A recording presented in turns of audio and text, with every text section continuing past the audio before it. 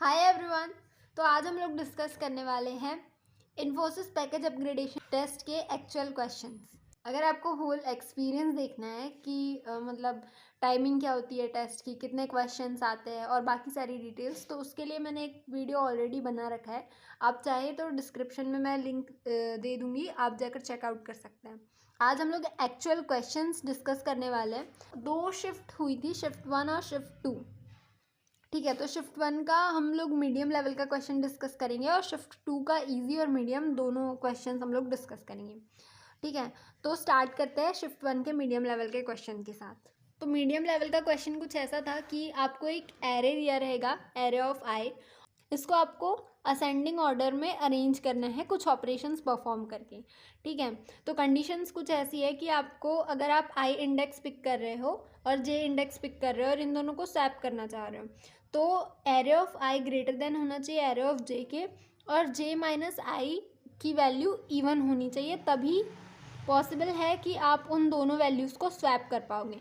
और अगर कोई सिचुएशन या कोई एरे ऐसा होता है कि ये कंडीशंस फुलफ़िल नहीं कर पाता है और आप उसको असेंडिंग ऑर्डर में अरेंज नहीं कर पाते हो, तो आपको सिंपली -1 रिटर्न करना है।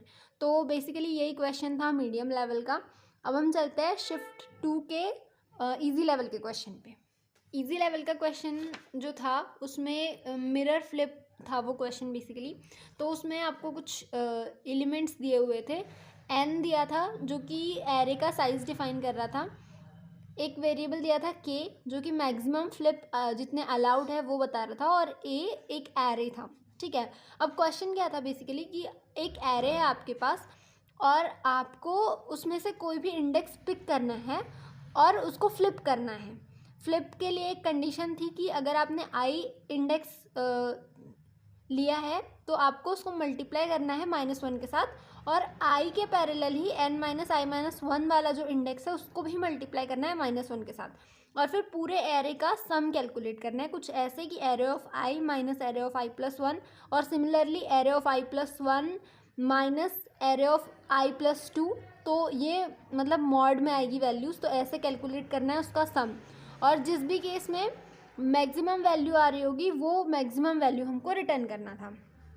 तो इस यहाँ पे मैंने 3 टेस्ट केस लिख कर रखे हैं जो एक्चुअल में वहाँ पे उन्होंने पूछे थे। इसको हम सॉल्व करके समझते हैं। हम लोग सेकंड वाला टेस्ट केस देखते हैं। सो यहाँ पे जो मैक्सिमम फ्लिप्स अलाउड है वो सिर्फ एक मैक्सिमम फ्लिप अलाउड है, और ये हमारा एरे है और ये एरे का साइज़ है। ठीक है, तो सबसे पहले हम क्या देखेंगे, सबसे पहले हम ये सपोज करेंगे कि हम 0 फ्लिप्स कर रहे हैं। तो अगर हम 0 फ्लिप्स करते हैं तो क्या होगा, हमको इस पूरे एरे का सम कैलकुलेट करना पड़ेगा एक बार, और ये सब कुछ मॉड में होगा, राइट। तो सबसे पहले हम क्या करेंगे, फर्स्ट एलिमेंट उठाएंगे, माइनस करेंगे सेकंड एलिमेंट से, फिर देन प्लस करना है क्योंकि हमको सम कैलकुलेट करना है, फिर सेकंड एलिमेंट को माइनस करेंगे थर्ड एलिमेंट से, ऐसा हमको लास्ट तक करना है। तो यहाँ पे 3 एलिमेंट है तो हमें बस यहाँ पर ख़त्म हो जाएगा ये 1 माइनस 10 दैट इज़ 9। लेकिन जब हम मॉड करेंगे -9 आएगा, लेकिन जब हम मॉड करेंगे तो ये 9 आ जाएगा। ठीक है, प्लस यहाँ पे 9 आएगा, तो इसकी जो वैल्यू आई है वो 89 है।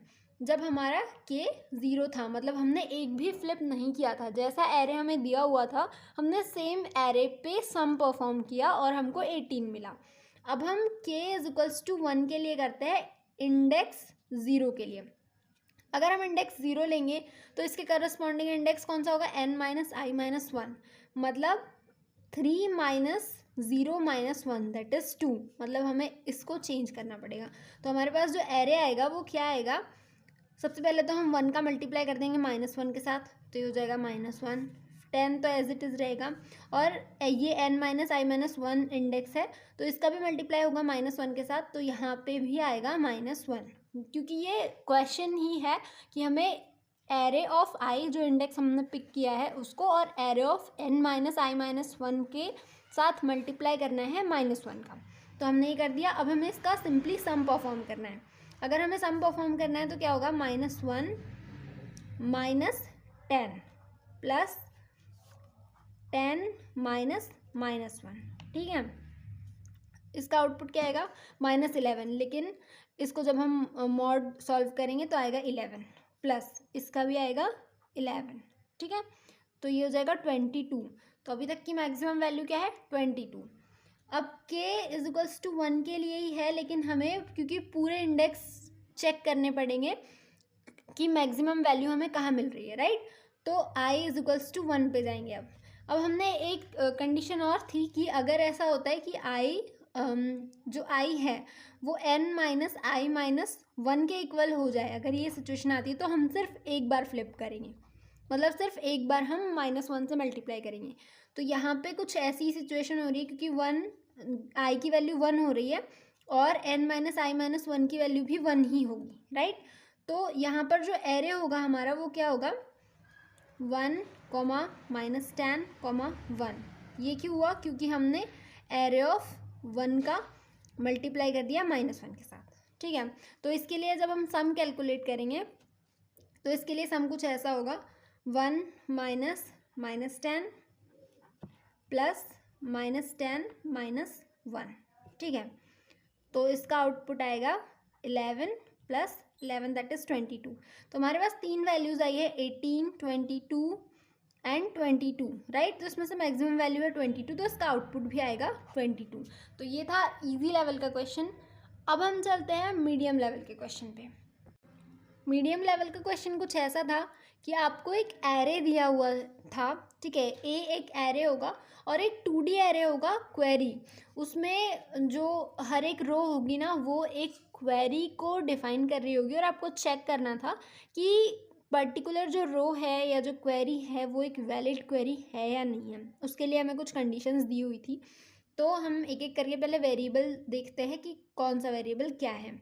सबसे पहले तो एक एरे दिया था जो कि कुछ एलिमेंट्स को रिप्रेजेंट कर रहा था, जो कि करंट फ्लक्स को शो कर रहा था, ठीक है।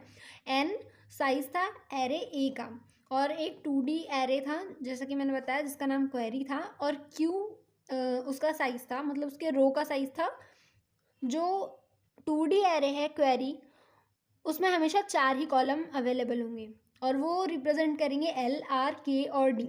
अब ये क्या है, तो एल और आर एक रेंज को रिप्रेजेंट कर रहे हैं एल से लेके आर तक की, ठीक है। और जो के है, के वो वैल्यू है जो ये डिफाइन कर रहा है कि एल और आर के बीच में कितनी वैल्यूज़ होनी चाहिए, कितनी यूनिक वैल्यूज़ होनी चाहिए, ठीक है। एल और आर के बीच की के यूनिक वैल्यूज़ हमको चाहिए रहेगी, ठीक है। और डी भी अभी मैं बता रही हूँ। तो देखो सबसे पहले तो इसको हम एक एग्जाम्पल के थ्रू समझते हैं। हमारे पास एक क्वेरी एरे है ये, ठीक है। इसमें 3 क्वेरीज दी हुई है। अब यहाँ पे क्या है, ये एल, आर, के और डी, ठीक है। तो 1 से लेके 4 तक की रेंज में ए में के जितने 1 से लेके 4 तक की रेंज की वैल्यूज़ हमको उठानी है। तो यहाँ पे हम 0 से इंडेक्स नहीं ले रहे हैं, हम डायरेक्टली 1 से ही काउंट करेंगे। तो 1, 2, 3, 4, तो ये 4 वैल्यूज़ आ जाएगी हमारे पास। अब के बता रहे हैं हमको यूनिक वैल्यूज़ कितनी चाहिए, तो यूनिक वैल्यूज़ हमको सिर्फ 2 चाहिए, लेकिन उसके पहले हमको इसको असेंडिंग ऑर्डर में सॉर्ट करना है। तो ये हो जाएगा 1, 2, 3 एंड 5। अब इसमें कि सिर्फ 2 वैल्यूज़ चाहिए हमको, तो हम ले लेंगे 1 और 2। तो हमारे पास वैल्यूज़ कितनी है 2। अब कंडीशन ये है कि ये जो पूरे एलिमेंट्स हैं ना इनका जो सम है वो less than equals to D होना चाहिए। अगर ये सारी कंडीशंस को एक क्वेरी फॉलो करती है तो वो ही एक वैलिड क्वेरी है। कौन कौन सी कंडीशंस, पहली कंडीशन, सबसे पहला काम क्या करना है कि हमें ये वाली रेंज चेक करना है, एल से लेके आर तक की, एरे में से एल से लेके आर तक की रेंज पिकअप करनी है जो कि 5, 1, 3, 2 थी, ठीक है। फिर इसमें इसको असेंडिंग ऑर्डर में सॉर्ट करना है और इसमें से ये इतनी यूनिक वैल्यूज़ निकालनी है, के यूनिक वैल्यूज़ निकालनी है। तो हमने लिया 1 और 2 और इनका जो सम है वो होगा 3। तो ये लेस देन या इक्वल्स टू होना चाहिए डी के, और डी है हमारे पास 3। तो ये जो कंडीशन है ये फॉलो कर रही है, मतलब ये क्वेरी एक वैलिड क्वेरी है।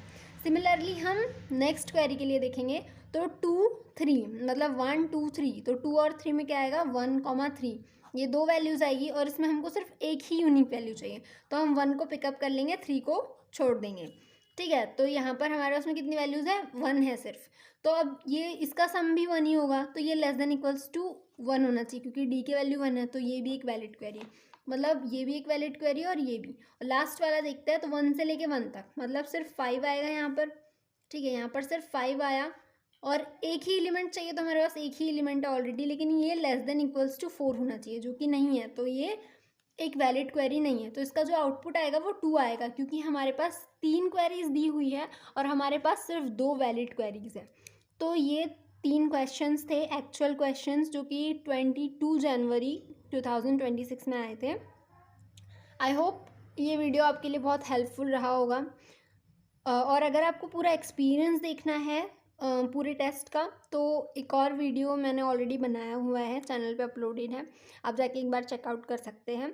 और अगर वीडियो अच्छा लगा, हेल्पफुल लगा, तो प्लीज़ लाइक करें, शेयर करें, कमेंट करें और सब्सक्राइब करें। Thank you for watching this video.